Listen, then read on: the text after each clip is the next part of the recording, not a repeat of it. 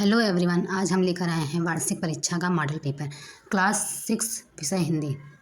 अति लघु उत्तरीय प्रश्न। प्रश्न नंबर 1, कवि किसका प्रेमी बनना चाहता है? उत्तर, जो समान रूप से मनुष्य की भलाई करने वाला हो। प्रश्न 2, जादूगर की माँ और पिता किन परिस्थितियों में थे? उत्तर, जादूगर की माँ और पिता पूरी तरह प्रतिकूल परिस्थितियों में थे। माँ बीमार थी तो पिता सत्याग्रह के कारण जेल में बंद थे। प्रश्न 3, कबीर मधुर वाणी की तुलना किससे करता है? उत्तर, औषधि से। प्रश्न 4, राम प्रसाद बिस्मिल ने अपनी माता की तुलना किससे की है? उत्तर, मेजनी की माता से। प्रश्न 5, मोइना को पोस्टर मास्टर जी ने कौन सा नाम दिया? उत्तर, क्यों क्यों लड़की। प्रश्न 6, रहीम के अनुसार हमें अपना दुख किसी से क्यों नहीं कहना चाहिए? उत्तर, लोग हमारी दुख की कहानी सुनकर हमारा मजाक उड़ाते हैं, इसलिए हमें अपना दुख किसी से नहीं कहना चाहिए। प्रश्न 7, आप भले तो जग भला के लेखक कौन हैं? उत्तर, श्रीमन नारायण। प्रश्न 8, बिस्मिल की माँ ने पढ़ना लिखना कैसे सीखा?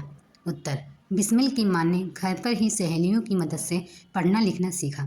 प्रश्न 9, राहुल के उत्तर से उसके स्वभाव के विषय में क्या पता चलता है? उत्तर, राहुल के उत्तर से पता चलता है कि उसका स्वभाव निष्पक्ष, विचारशील और दया भाव रखने वाला था। प्रश्न 10, प्रधानाध्यापक पुरस्कार रूपेण किम वितरन्ति? उत्तर, कंदुकम। लघु उत्तरीय प्रश्न। प्रश्न 11, नीचे लिखे वाक्य से संबंधित दोहे लिखिए। दुर्बल व्यक्ति को नहीं सताना चाहिए।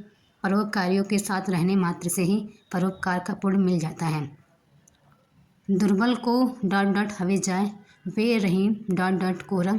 किताब से कबीर और रहीम का दोहा ले। प्रश्न 12, गांधी जी ने अपने आश्रम को प्रयोगशाला क्यों कहा? उत्तर, गांधी जी ने आश्रम में केवल सैद्धांतिक बातें नहीं होती थी, वहाँ उनका व्यवहारिक प्रयोग भी होता था, जिसमें उनकी अहिंसात्मक प्रवृत्ति बहुत उपयोगी होती थी। यही कारण है कि उन्होंने अपने आश्रम को प्रयोगशाला कहा। प्रश्न 13, वानरा का हंतुम खडेन प्रहारम अकरोत्? उत्तर, वानरा मच्छिकाम हंतुम खडेन प्रहारम अकरोत्। प्रश्न 14, राम राज्य को आदर्श राज्य क्यों कहा गया? उत्तर, श्री रामचंद्र जी ने शासन की उत्तम व्यवस्था की। उन्होंने जनता की सुख सुविधा का इतना प्रबंध किया कि किसी को कोई कष्ट नहीं था। सब स्वस्थ, सुखी व आनंद पूर्वक जीवन व्यतीत करते थे, इसलिए राम राज्य को आदर्श राज्य कहा गया है। दीर्घ उत्तरीय प्रश्न। प्रश्न 15, निम्न दोहों का भावार्थ लिखिए। बुरा जो ... ना कोय, जो बड़ेन को ... ना। उत्तर, कबीरदास जी कहते हैं कि मैं दूसरे लोगों में बुराई देखने चला, परंतु मुझे कोई बुरा आदमी नहीं मिल सका। जब मैंने अपने दिल में झांक कर देखा, तब मुझे पता चला कि मैं सबसे बुरा हूँ, क्योंकि मुझ में अनेक अवगुण हैं। आशय यह है कि दूसरों की बुराई देखना ठीक नहीं, अपनी बुराई दोष देखकर उसे दूर करना चाहिए।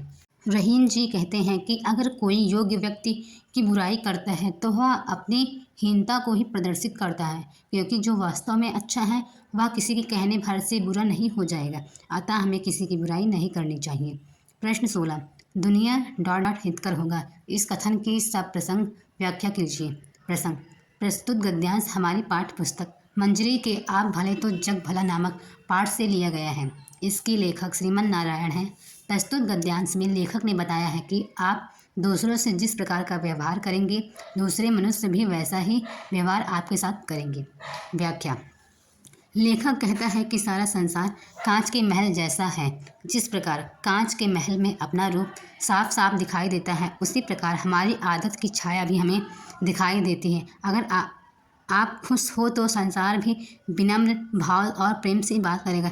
अगर आप दूसरों को गलतियां ही देखते रहेंगे, उन्हें अपना शत्रु समझते रहेंगे, उनकी ओर भौंका करेंगे, तो वे भी आपकी ओर गुस्से से दौड़ेंगे।